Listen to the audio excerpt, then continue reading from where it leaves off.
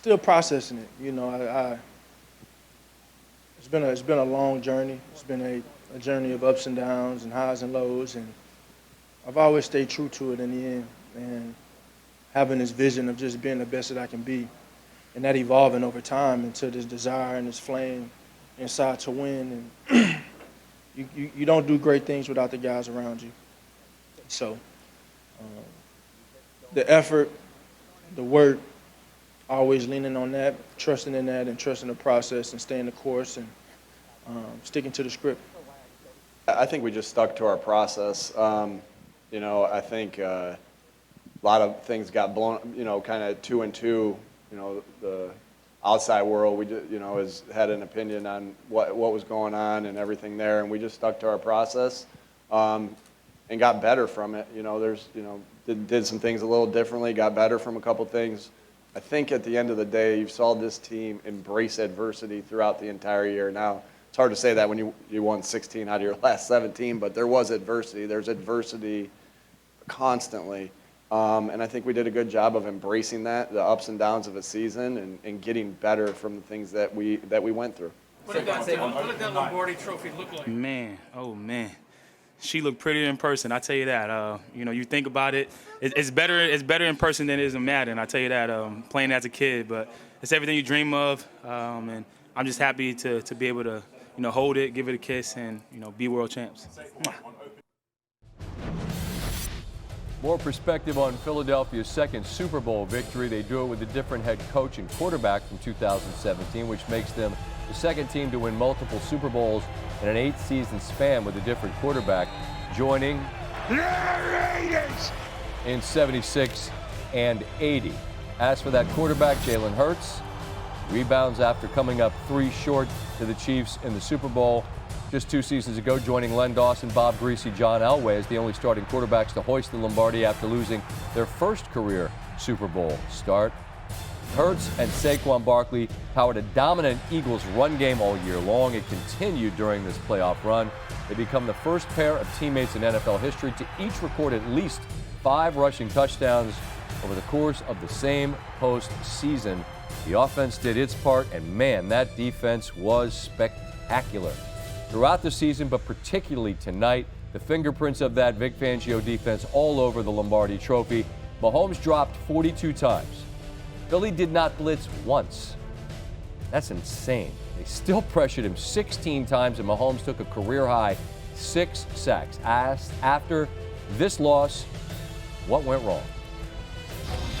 I threw 2 interceptions, and they're in. I mean, I threw a pick 6, and I threw a pick that they returned to the 5-yard line, and they scored immediately after. So when you give a team 14 points, especially a really good football team, a Super Bowl football team, then not a lot of good things happen. And so that's why I take ownership in this loss more than probably any loss in my entire careers, because I put us in a bad spot. And even though we put up some stats at the end of the game, those stats didn't really matter because I'd already kind of lost the momentum for this entire team. And so I have to be better at not turning over whenever it's not going my way, trusting in my defense, trusting the rest of my team to get those stops until I can figure out what we need to do as an offense. Anytime you lose a Super Bowl, it's the worst feeling in the world. They'll stick with you the rest of your career. I mean, you only get so few of these, and you have to capitalize on these, and they hurt probably more than the wins feel good. Listen, they all hurt. You get this far. You battled your tail off to get this far. Very, very hard to do. And, you know, we spent a lot of time doing this. And it's not a hobby, right? So we're in it the whole way, and spent a lot of hours doing it as players, as coaches. So it's going to hurt. They all hurt when you get to this level, and these things happen. Three-peat aside, or any of that stuff. That you get this far and you don't play as well as you want to.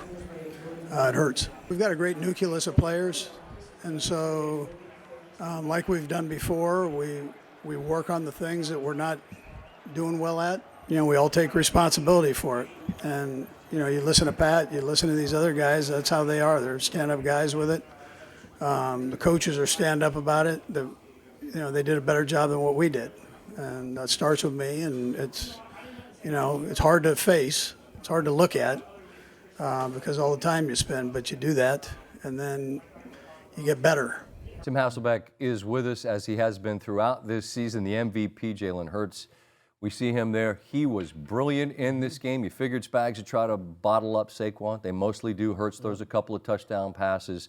But this game, I think, largely, the brilliance of Hurts aside, the defense for Philadelphia is, I think, the headline because it was just suffocating. What did they do? What kind of game plan did Fangio Well, dial I think up? that's a great way to describe it. Hurts was great, so we shouldn't take that away from him. But we will remember this as the Super Bowl where the Eagles' defense dominated, and it was the guys up front. You referenced not bringing pressures.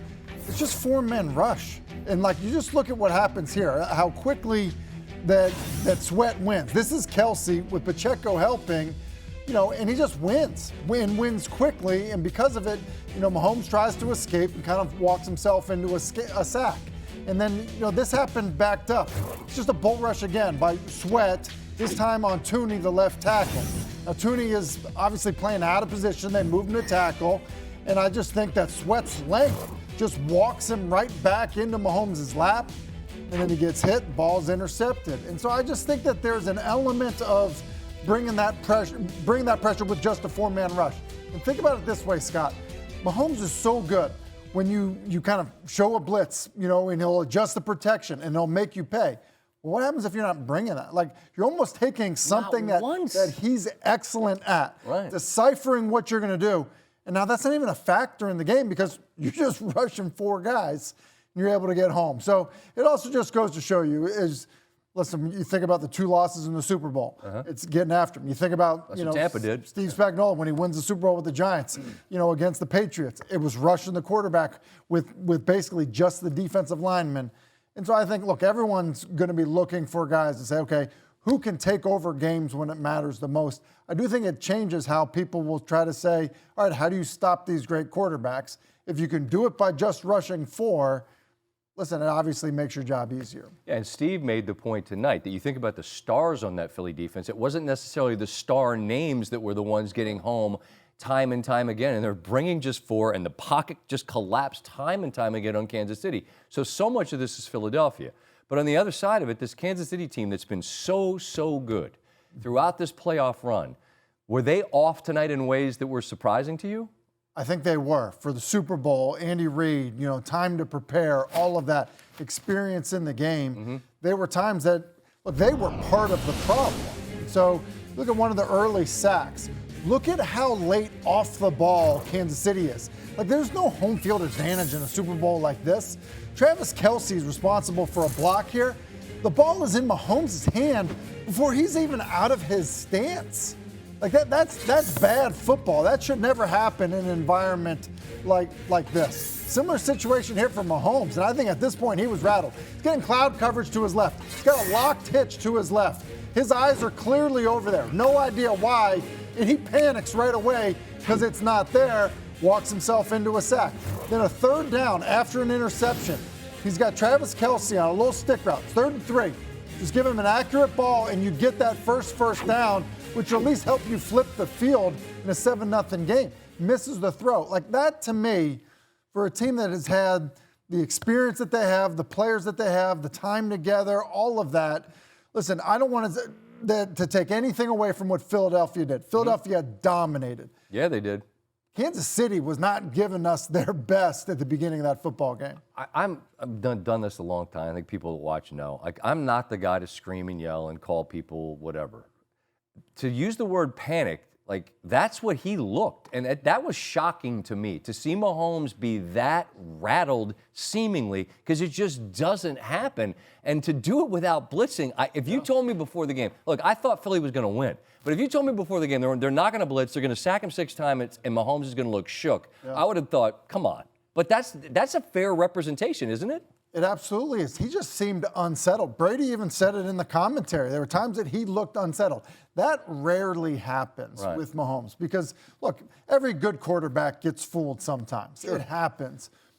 But I think to see it drive after drive, you get nothing to go. I mean, listen, just look at what happened in the first half. I mean, I think they were 0 for 8 on 3rd down. Right. I think he had thrown for less than 50 yards. He was completing less than 50% of his passes.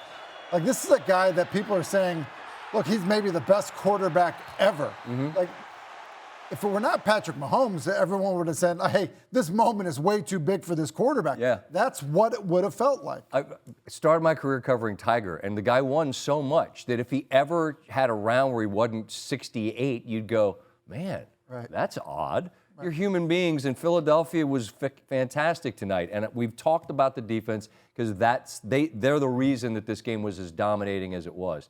But Philly took a lead because Hurts was excellent. And when they went for the kill shot to Devontae, it's a perfect pass. He ran for more yards than anybody in history. This is a dude who I think at every turn, at Bama, gets benched in the title game, says, all right. But how does it change the way he's viewed within the game for him to have been the steward of this offense the way he has been? I think there are some guys whose story of playing quarterback in the National Football League, like everybody, no matter how they came into the league, has respect for. Like I think people look at Brady and say, hey, 6th-round pick, where he fought his way. Sure. Kurt Warner, his path, what he accomplished. Bagged groceries. Yeah, all this stuff, right? You say like, and I think that for some of those guys, you're like, you can't tell the story of the NFL and the entertainment of it and the, with some of these almost like rags to riches type stories. Like you can't tell it without telling those guys' stories.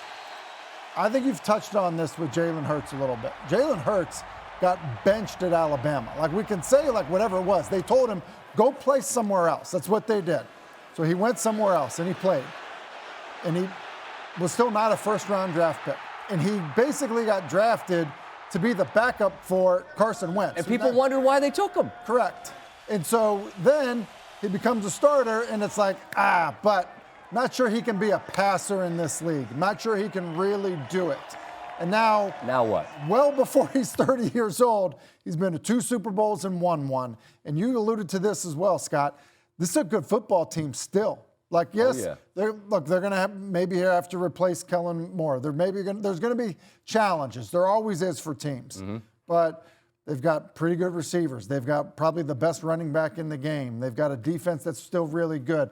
Like, yeah, I mean, his story it's not fully written, but man, I don't think you have to appreciate what he's done to get where he is tonight. This is a chapter, though, that changes the book for anybody that tried to act like what he wasn't, because that frames the way so much conversation goes, what you haven't done. Well, now he's done this, and that shuts up anybody that wants to talk about it. I just admire the way the guy handles himself.